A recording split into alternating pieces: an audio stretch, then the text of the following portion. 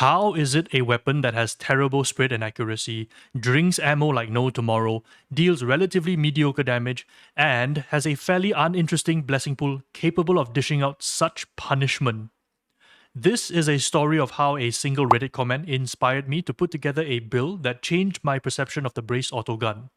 What became of this was a stupidly fun build to play with.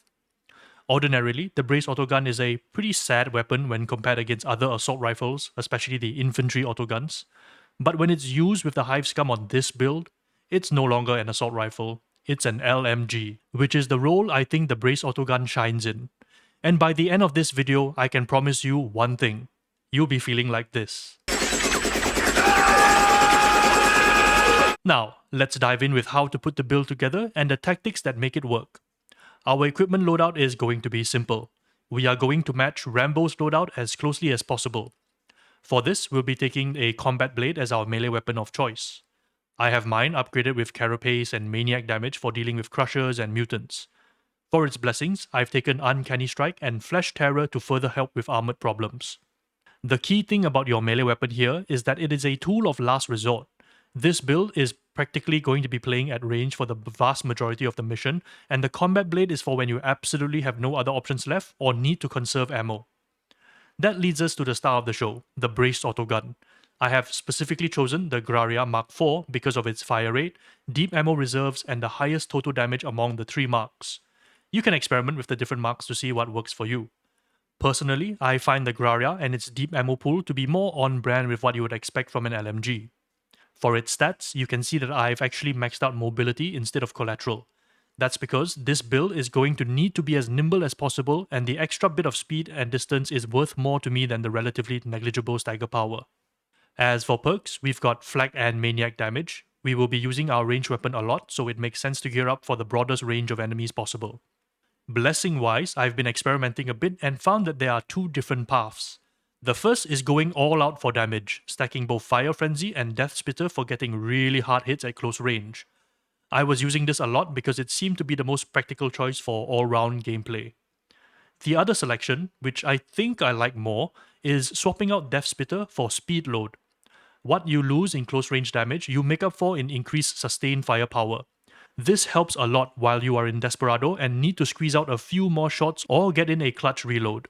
Either will work, but I think having speed load balances out the long 3.2 second reload of the Braced autogun. Now, for curios.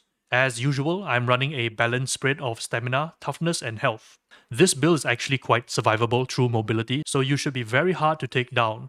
For perks, I've gone all in on combat ability cooldown, stamina regen, and revive speed. So far, the equipment has been pretty straightforward. But the talent tree is where the Hive Scum actually transforms this weapon, and there are two nodes here that supercharges how the entire build plays. So let's get into it. Since the core of the build is going to be a range-centric Desperado build with the idea of guerrilla warfare woven in, it means the playstyle we are going for will need to be aggressive and highly mobile to get in and out of problems. For that, we'll take this chunk of nodes at the top. Sticky Hands in particular is a key talent node that really helps the Braced autogun a lot. The spread and recoil reduction actually makes the weapon do decently at range and even allows you to snipe enemies from medium distances. In fact, something you'll notice with the Braced autogun is that if you go full auto and lay on the trigger, your reticle and spread actually becomes noticeably tighter. This tells you that sustained fire is going to be beneficial for increasing your effective range, and Sticky Hands just makes doing that much better. A couple of other notes here that are worth talking about. Precision Violence is picked up because while we intend to stay at range as much as we can, we will eventually need to go into melee as well. So having this node simply means you can sustain yourself in melee combat, which will increase your survivability a great deal more. I've also taken Float Like a Butterfly here for the conditional extra 20% crit chance on dodge. This node provides both a boost to our offensive power in the form of more crits, and our defensive strength with another node below. For our Blitz, we are taking the Boombringer for this. I don't think I really need to explain why, but this will be the main way we are going to deal with Crusher packs, or if things get a little too dicey and we need to clear the field. Now this is the part where things get more interesting. I'm actually going to take Alley Rat and Jittery. These two nodes together give us an insane amount of mobility. Our dodge distance is so great that we can clear a lot of space in a single move. Even Ragers, which tend to have very sticky attacks, can't keep up. If you add in a slide to the mix, you're leaving enemies in the dust while you gun them down with just a couple of moves. These two nodes really transform what would have otherwise been an alright range build into one that is hyper mobile and difficult to pin down. Be warned though, it takes some games to get used to the dodge distance, so practice until you get comfortable with it. On our way down, we're picking up the Gunslinger Improve Aura for more ammo sustainability, but more importantly, it leads us to the long-lasting node which increases our stim duration and is a key part of maintaining our ammo economy. I'll explain this part in detail once we move to the stim section. As mentioned earlier, this build is a Desperado build, so I want to take a bit of time here to explain how the build comes together with this ability. The most important part of Desperado is the fact that you don't consume ammo from your reserves when you reload. This effectively means you have an unlimited amount of ammo you can draw on, and your ability to maximize Desperado depends on both your fire rate and your reload speed. This is why I leaned more towards speed load for our blessings on the gun. More reload speed equals more Desperado usage. On top of that, there are a couple of tips and tricks you can pair with Desperado too. The first is that because Desperado instantly pulls ammo out of thin air and loads it into your magazine, you can activate it while you are going full auto to instantly have more ammo to keep shooting with. This effectively doubles the size of your magazine for that one moment, which really makes you go. With Desperado giving us so many benefits, it's only natural that we'll want to keep Desperado up as long as we can and have it available as often as we can.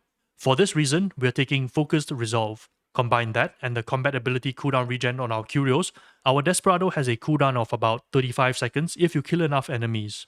We'll talk more about cooldowns in a bit. For now, let's close out the talent selection first. The remainder of the talent points are going to go into the usual suspects of a range-centric build. Notable mentions here are Ammo Jack. This slightly increases the size of your mag, which is nice, but picking this up means you're making the most of Desperado pulling ammo from thin air straight into your mag. Pickpocket is here to be our ammo floor. As long as we can kill an elite or special in melee, doesn't matter which, we will always have some ammo to work with. Moving target is not technically necessary, but seeing as how incredibly powerful our dodges and dodge slides are, I think having an extra one helps a lot, especially since the Braced AUTOGUN naturally only has 2 dodges, which is ridiculous. Even the Bolter, an objectively heavier piece of equipment, has 3. Fat Shark, please make this make sense. Vulture's Mark is going to be the keystone to close this off, not just for the extra damage and crit chance, but because it means we can take Vulture's Dodge, which allows us to become practically immune to attacks for 1 second whenever we crit. This is the main reason why I picked up Float Like a Butterfly earlier. Every extra % of crit chance is another chance to become untouchable for a full second, and boy does it show up in-game. So, that's it for our talents. Here's a screenshot with the full tree so you can see at a glance what we've picked up. Now, the last piece of the puzzle, the stim. As I talked earlier, Desperado is an incredibly powerful ability for this build, and we'll want it up as often as we can. That means our stim is naturally going to be focused on cooldown regen, and we'll want to use it as often as possible. This means 2 things. The first is that you are going to stim up after Desperado has ended, not during. You can't get your cooldowns back while Desperado is still active anyway. Secondly, we'll want our stim to have a relatively quick cooldown, which means we can't get a fully upgraded one because that would take too long to come back. Combined with the fact that we don't have any toxin damage means we won't be getting rapid cooldowns with Sample Collector either. So, considering all that, we are going to take the entirety of the cooldown branch, and that leaves us with a decision to make. Do we take Clay for the extra 75% cooldown regen for 1 second when we make a range kill? Or do we take Kalma for another flat 25% cooldown regen unconditionally? Personally, I run Kalma for the consistent 25% regen every time. If you want a more aggressive Desperado cycling and don't mind spending ammo to get it, Clay will get you there faster, but only if you're killing constantly. I actually made a video detailing the exact numbers for this, and you can check it out here. The numbers are still valid even today.